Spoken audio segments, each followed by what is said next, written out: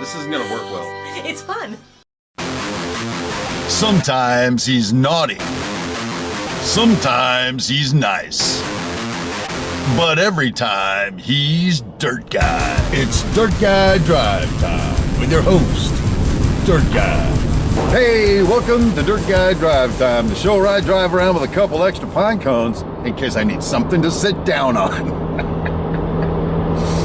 Oh, hey, guess what? I'm driving home from work talking to you on a camera, and I don't have any clue why, but I'm already cracking myself up right now. I'm already laughing. God, what a day I've had. Oh, it's like a pine cone kind of day. Hey, listen, if you haven't subscribed to this channel yet, you might want to do it now before you change your mind. Just saying, because there's more of this where that came from, baby. More of that where this, there's more. It's a show. There we go. Oh, who wants to talk about pine cones? Anyone? Anyone? All right, I do.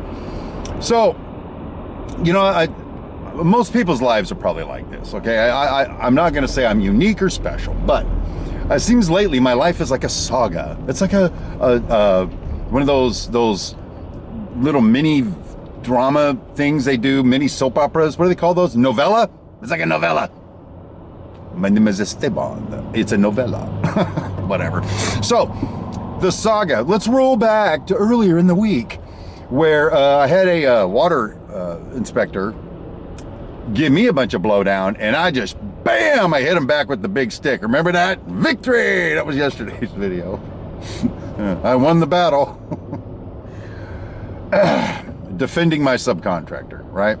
Yesterday, you know, he was there, and we had this meeting, and remember, I was all victorious, and he gave us some very specific instructions to follow.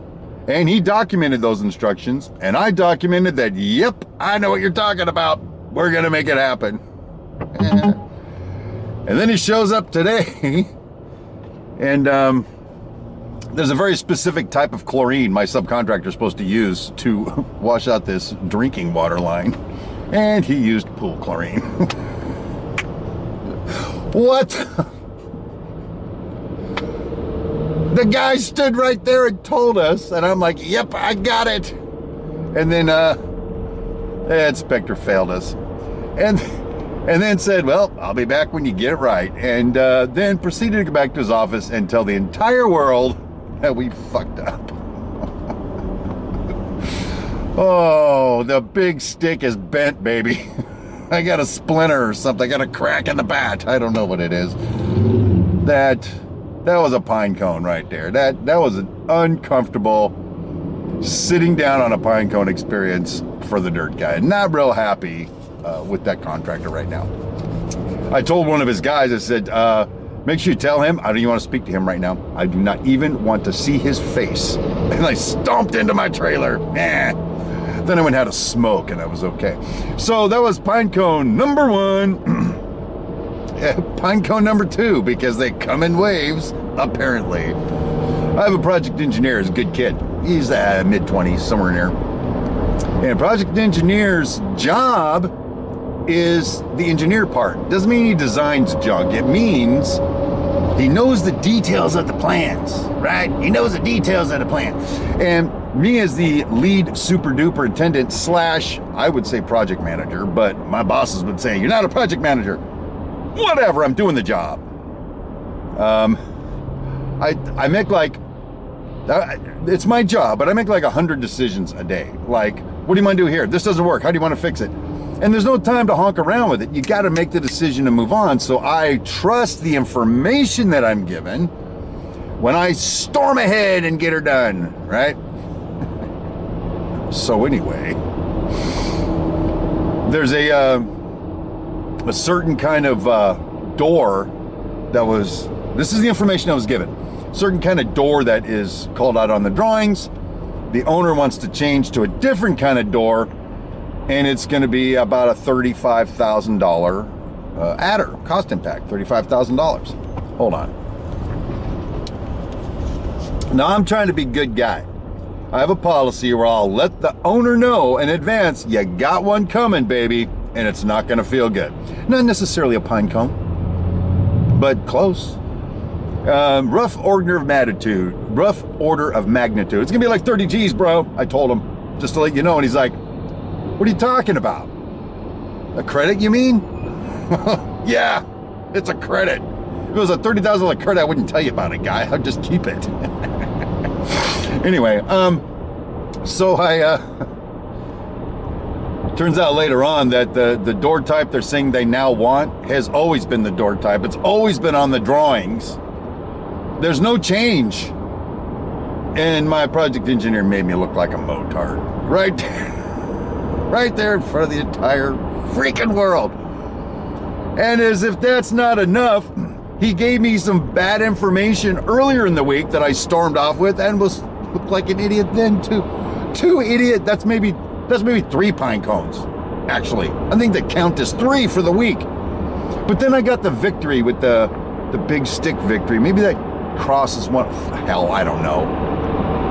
All I know is I'm just driving home like now going, I just can't win. I just cannot catch a break. So listen, if you guys are driving around getting pine cones, welcome to the club, baby. Apparently, no matter what you do, no matter how hard you try, the cone will find home. Hey! The cone will find home. Oh. I thought that was hysterical, by the way. The cone shall find home. Oh, anyway. Hey, real quick. I believe it was Mike made a comment relative to yesterday's little keto rant I went on. And check yesterday's video. I pinned his comment as the first comment because I want you to read it. Because it's not just me talking about the health benefits and stuff of keto, and it's near magical healing properties. But we have somebody that first world, real world experience in that. Go check it out and decide what you're going to do. But anyway, that's good times. Good times are had by all. So, you know, here's what I'm going to tell you. I think through all of this pine cone action, I think finally, at nearly 57 years old. Yep, old. I think I'm finally, sorry, I thought there was never mind. I think I'm finally understanding what it means to be a leader, because I brought my project engineer into my office and I told him first of all, I told him that my director wants me to write him up. And, I told my director, I said, you know, I don't feel good about writing him up for this egregious error, because I'm concerned then that the way karma works is later on, someday, unavoidably, when I make an egregious error, I'm going to get written up. I sure as hell don't want to get written up for making a mistake. So I didn't feel right about writing him up. It was tough. Plus, as I told my project engineer, I don't feel comfortable writing up family. And that's the thing, the way our team is developed in the trailer. It's like a little mini family. We have our own inside jokes. We get on each other's nerves, and they all make fun of me because I stomp around there like a big stick when they know who I really am, that kind of thing, you know. And so I told him just how bad he made us look. Regardless if it was a mistake or whatever it is, it was really bad.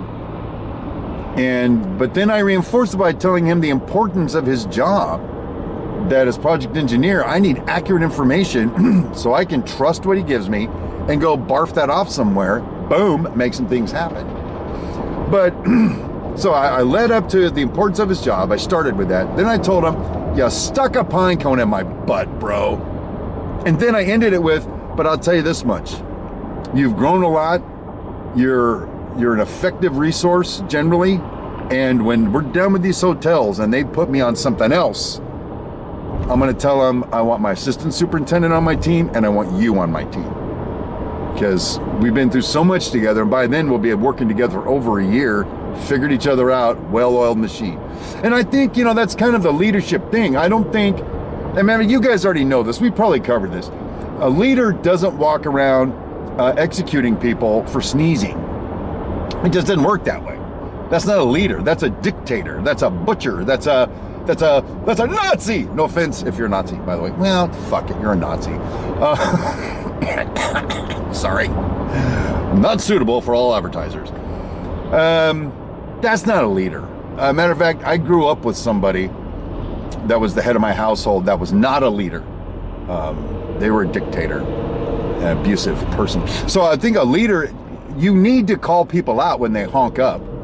You don't need to belittle them, humiliate them, beat them, especially if their intentions are sincere. You need to tell them the situation, then you gotta smack them, and then you gotta build them back up. You know, that's a leader. You want people to follow you because they're inspired to follow you, not because you're making them to, or just because you're paying them to.